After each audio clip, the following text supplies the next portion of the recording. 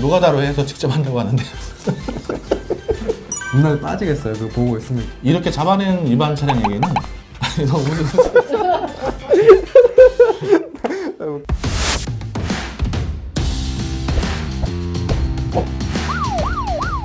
선생님, 고속도로 터널 안에서 차선 변경을 하면 안 된다는 거 아시죠? 네, 그거는 잘 알고 있습니다. 네. 근데 어떤 고속도로 터널 안에서는 차선 변경을 해도 돼요. 혹시 아셨어요? 그게 되는 데가 있어요? 예. 그건 몰랐는데.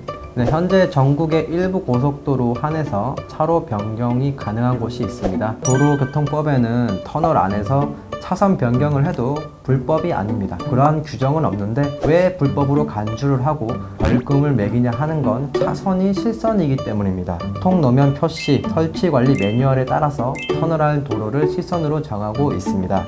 그런데 경찰청이 이 매뉴얼을 개정을 하고 조건부 기준에 맞는 터널에는 실선을 점선으로 바꾸고 있는 거죠. 현재는 전국 3곳입니다. 상주 영덕 고속도로, 동홍천 양양 고속도로, 부산 외곽 순환도로에서 약 10km 구간에 걸쳐 있는 터널이라고 합니다. 다른 고속도로를 가시다가 차선 변경을 해서 걸리게 되면 범칙금과 벌점을 맞을 수도 있습니다. 터널 안에서 그 밑을 잘 봐야 되겠네요. 다 들어갈 네, 때. 차선을 잘 봐야 됩니다.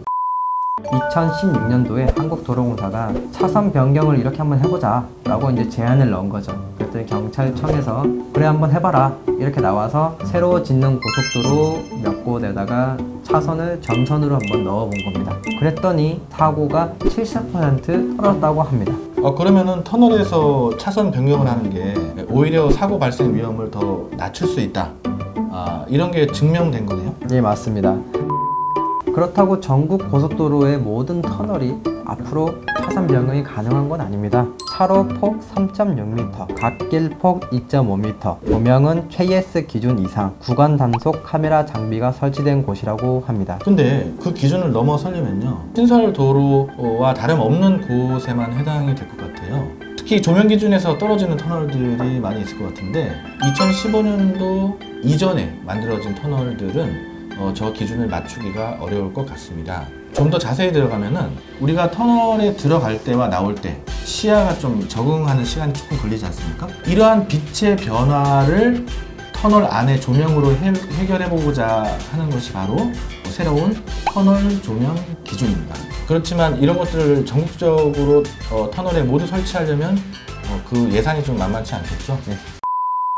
사고 현황은 보통 어떻습니까? 일단 우리나라 터널 개수를 한번 살펴볼까요? 2011년도에는 642개, 현재는 1159개로 나타나고 있습니다. 터널 수가 증가하면서 터널 사고도 계속 증가하고 있는데요. 2013년도에 100건에서 꾸준히 증가해서 지난 3년 동안 1712건이 발생했고요. 사망자 수는 79명으로 나타났습니다. 그 원인을 보면요, 주시 태만이 208건, 졸음운전이 152건, 안전거리 미확보가 110건 등으로 운전자 과실이 대부분을 차지하고 있습니다. 아무래도 실내가 컴컴하고 속도를 체감하기 어려우니까 운전자가 쉽게 방심할 수가 있습니다. 두 번째는 터널 안의 공기 흐름이 매우 빠릅니다. 추월을 하려고 과속을 하거나 차선 변경을 할 경우에 차량이 흔들림이 큰 거예요. 그래서 그동안 경찰에서는 터널 안에서 추월과 차로 변경을 금지해 왔던 겁니다. 1km 이상 된 터널을 주로 장대 터널이라고 하는데요. 이 장대 터널들마저도 차선이 점선이라고 합니다. 차선 변경이 가능하다는 거죠. 차선 변경이 가능한 쪽으로 해도 국제 기준에 좀 더 부합하지 않나 이렇게 생각을 합니다.